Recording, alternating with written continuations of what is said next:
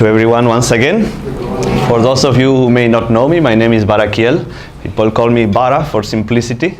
And this is my wife Shamini, and we are very happy to once again be here in Mumbai together with all of you.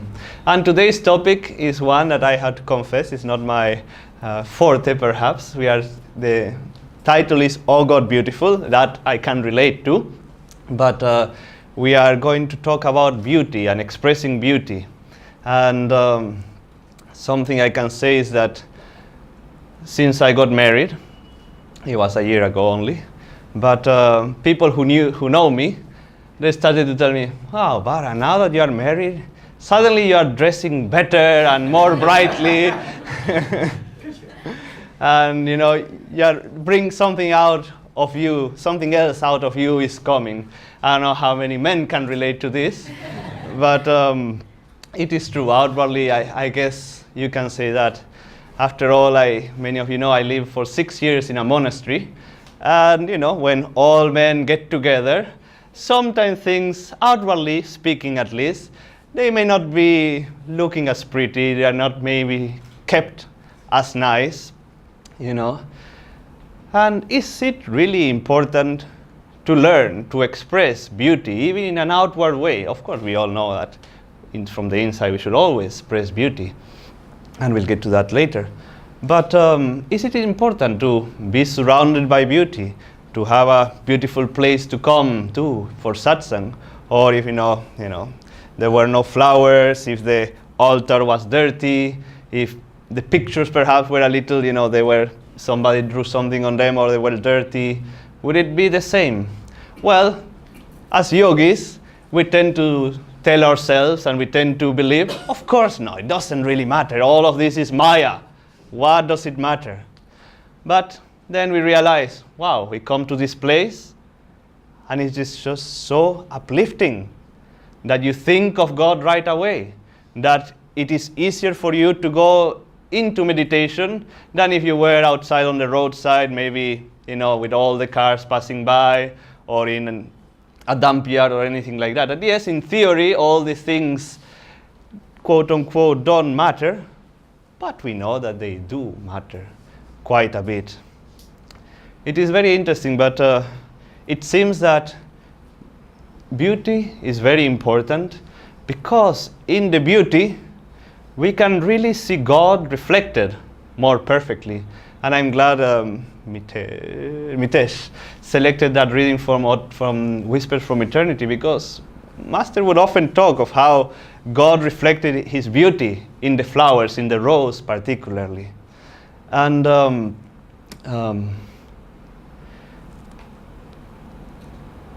I forgot why I was going to say that, but it doesn't matter. But how important it is, yes, because when we are in a beautiful place, we really feel that consciousness of the divine more easily reflected. And it is that when we see bad things, when we see people that are unkind, or when we see, let's face it, in some way also the city of Mumbai itself, it is harder to see the beauty of God there perhaps. But it is also important because it reminds us that this is not our real home, that it reminds us that there is something awaiting for us, that if everything in this world was perfect, if everything was roses, we will not have that incentive to find God. So both of them have their place. But certainly, we as devotees, we look at Yoagananda, we look at Swamiji, and they both express beauty in every single way. I cannot say that I know anything that Swamiji did or that he possessed that was not beautiful in one way or the other. And yet, his kind of beauty was very simple. It was a very simple kind of beauty, somehow. And that is something I personally love about this center too, that it is very beautiful, but it is also very simple. That beauty, even in the outward way, it should be expressed with that simplicity in mind, that it should be a reflection of who we are. There is a story that is always amusing, that there was this farmer, and a priest came to visit him, or a pastor, let's say a priest, it doesn't really matter much. And this man had worked very hard in his life to raise his family, to create his house, to cultivate his field. It worked very, very hard. And the priest, being a man of God, he came and said, what a beautiful family you and God had raised together.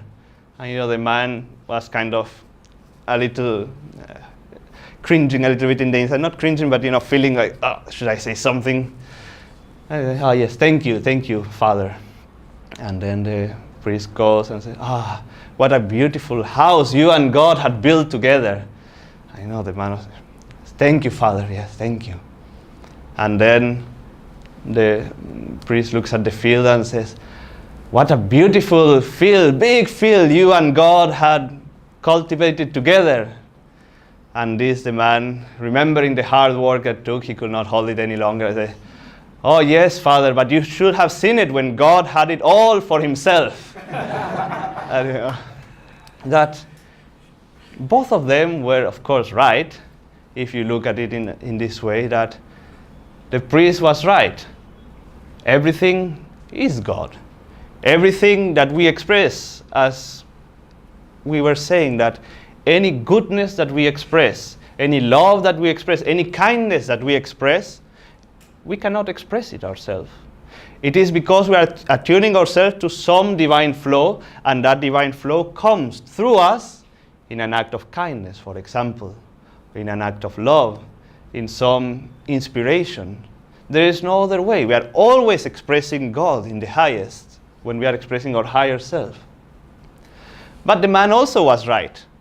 You should have seen it when God had it all by himself, when our own will, with our own energy was not cooperating with the divine. The divine is not just going to create miracles like that we had to put our energy and put our enthusiasm and help him manifest in this world everything.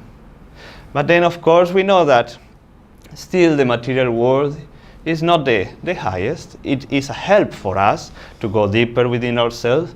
But what we really want to do as devotees is develop that kind of inner beauty.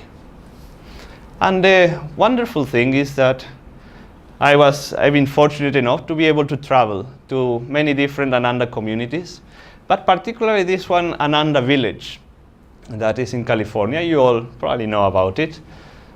But there is a place that people have been meditating for 50 years. And not every single person, but many of the people there, they all have been doing this day after day for years and years and years, meditating and attuning themselves to Yoagananda, to Swamiji, to the gurus. And the beautiful thing is that they are all beautiful, but they're all very, very unique in the beauty that they express. That it is that when we are able to remove ourselves out of the way, when we are able to remove the ego out of the way, all our desires, all our, you can say all our likes and dislikes, that those things that in a way don't make us they don't make us who we are are able to express our true beauty.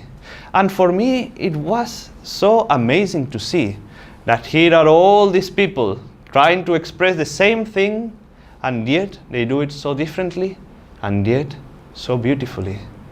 And one thing that meditation, you can say, or the spiritual path has taught me is that there is beauty really everywhere. I remember when I was in high school, I was brought up till I was 14 in Uruguay. It's a small country in South America, and things there are a little rough. And the jump from school to high school is so dramatic, at least when I was there. I don't know, now probably it's become worse. But meaning like the gap is not as big, which is a bad thing, because when we were in school, we were all quite innocent, really. And then the next year you go to high school, and all of a sudden there's all these new words that you need to learn.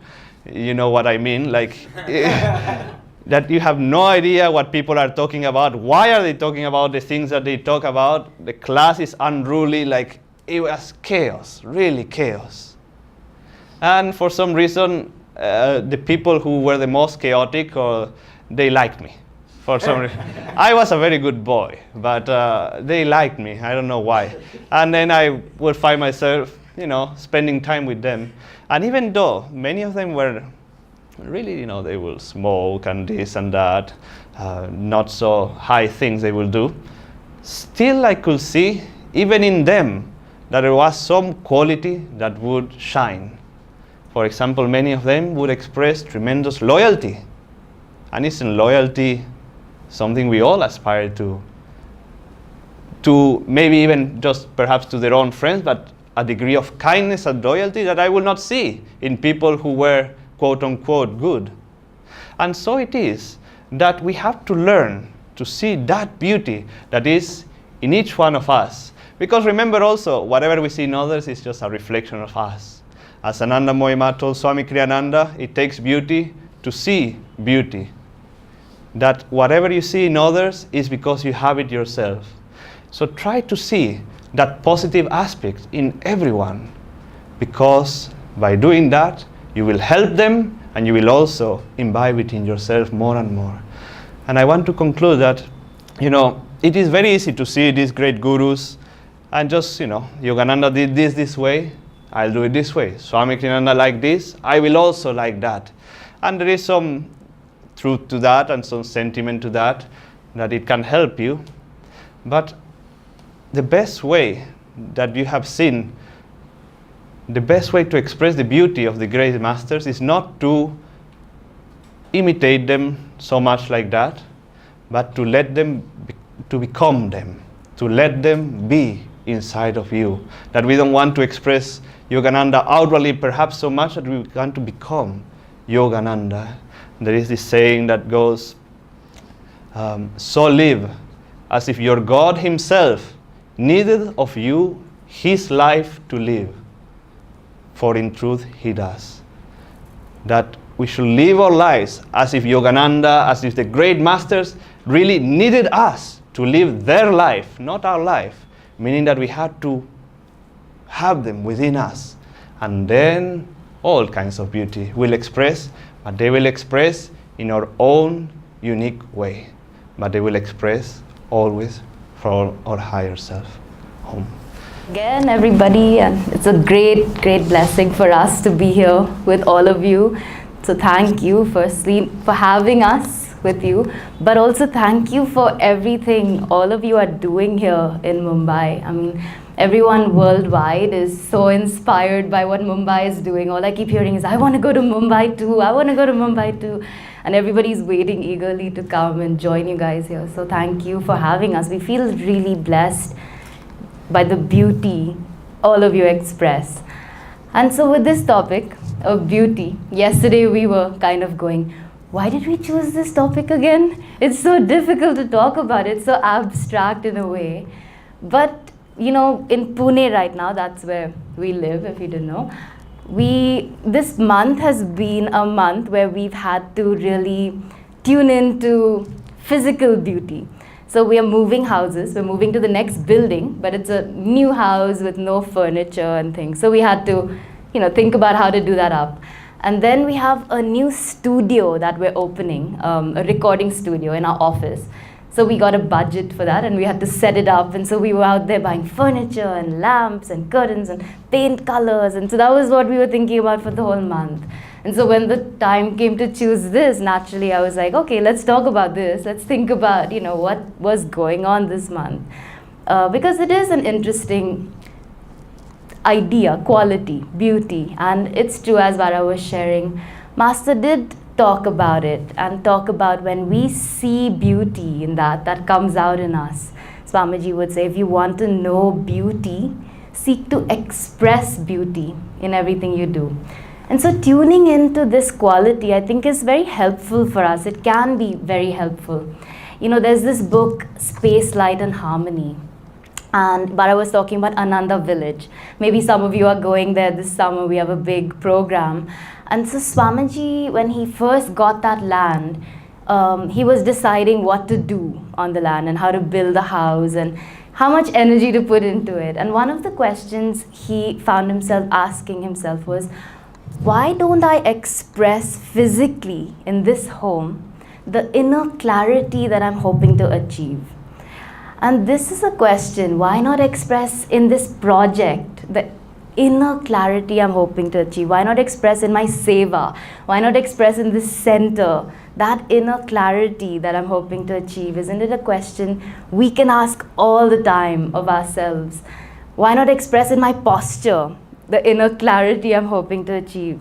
Why not express in the clothes I wear the inner clarity I'm hoping to express to people? So it comes in every aspect. Why not choose the kind of friends who are expressing that same clarity? And there's a beauty that comes with that also. But it doesn't stop there. We can't stop at, there are many people who can make a pretty home or wear a beautiful dress, but we know that's not enough, isn't it? And as yogis, meditators, when we're focusing so much on going within ourselves, is it so important, as Bara was asking, and he shared some thoughts. And Master tells us, everything around us is light. Everything around us is a manifestation of that same light. So in Autobiography of a Yogi, you may remember his experience in cosmic consciousness that he describes, isn't it? And the poem Samadhi. And he's talking about how everything is light and is shining. But why don't we see that? When we leave from here, why don't we see that as all light? What happens? We close our eyes in meditation and we focus up, we focus on the light, we focus on feeling that light, that love, that peace in us, wonderful. And then we open our eyes, and then what happens? Are we able to bring that peace every time into our lives? And that's the battle too, isn't it? So we have to deal with this world as it is too.